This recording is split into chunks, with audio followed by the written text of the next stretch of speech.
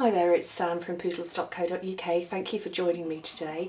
Today I wanted to show you a quick way to cover a notebook. This is a matchbook style, a bit like the old-fashioned matchbooks that you would open and there'd be your matches that would stick up, then you would pop it closed again.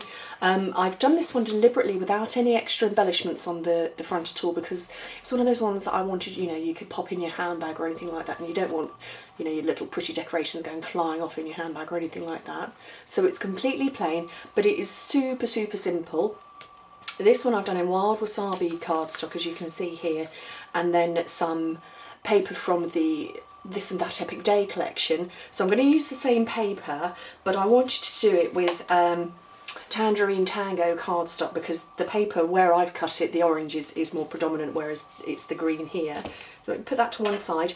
Really easy. It's a British A4 in length, which is 11.75 inches, and then I've just cut it down to 3.5 inches this way, so you could get most definitely 2 out of a piece of A4, because that's what's left over, so you get 2 and then have some left over as well.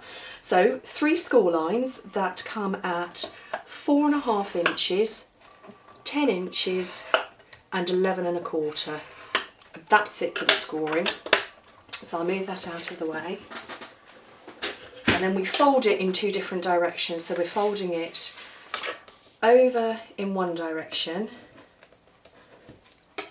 and then folding it up. So those have both come in, and then this one here, fold it away from itself. So really quick. So that's essentially it, but obviously it's going to pop open.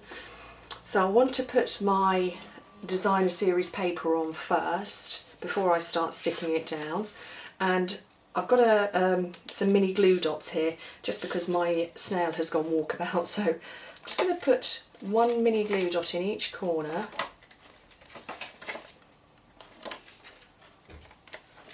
There we go.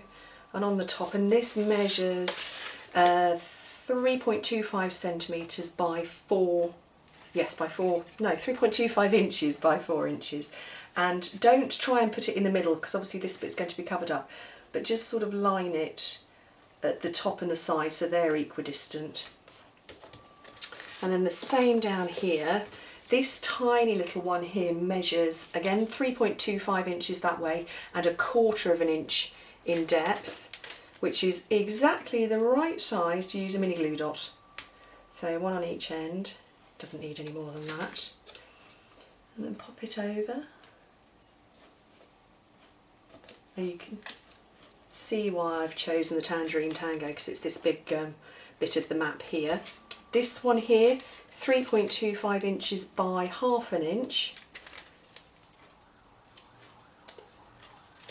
And you can hear the sirens going past. I live near a hospital and police headquarters as well, so we often hear sirens. So there we go, that's that. And then some sticky strip, because this definitely does need a bit of weight behind it, and literally pop it across here. And this, the reason I folded this flap over is actually to, just so that where you're going to be constantly slipping the cover in and out, you're reinforcing it more than anything. I mean, you don't have to put that bit if your cardstock measures less than that, or you're doing a bigger notebook. It's not essential, but I like it because it fits perfectly. Now, when you're closing it, you don't want to put adhesive all over here, because you've actually got to be able to lift it slightly. And we're going to put a gentle score line in, not because we want to fold it completely. I don't know if you can see on here, sorry, that would be my mobile phone. There's a natural sort of crease here, so actually just taking the bone folder, we're going to run very slightly along this piece of designer series paper. I'm just going to grab the ruler I've got to hand. Not pressing really hard, just quite lightly, but it's just to give it a little give. Let's see if I can lift that up so you can see. So it's, oh, there we go. It's just so that it will naturally open slightly. But coming back to the sticky strip, we only want it right at the very bottom, just next to that score line. So it's just one piece, and again you do need something strong. I mean, you could, you know, you could do this closure with some brads or something like that. I've not done that because if you put brads in, you'd have the leg part would be sticking out here, and I just didn't like it. So can you see how that's working now? So it's closed at the bottom but not at the top. And then my little notebook, it's not a standard size, it's not A7 or anything like that. It's one that I picked up in a local store. It was 18 pence, that was all. And then again, you do want sticky strip. You don't want to be using snail or anything like that, because obviously we want the book to stay in there. A couple of pieces on the back. And the alignment of this is actually quite important in the book. Sorry, inside the cover.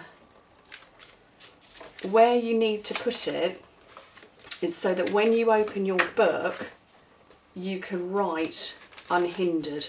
So you need to line it up right where your closure is. You don't want it at the top because obviously it wouldn't close at all, then it'd be sticking upright. So lining it right up at the bottom and then press down so you can see you can still write unhindered, and then it'll close up. So really simple, takes minutes. I've waffled through this, but it's only 6 minutes worth. If you've got any questions, let me know. This can be done with all sorts of different decorative papers. If you didn't want to put it in your handbag, you could put embellishments and all sorts all over it.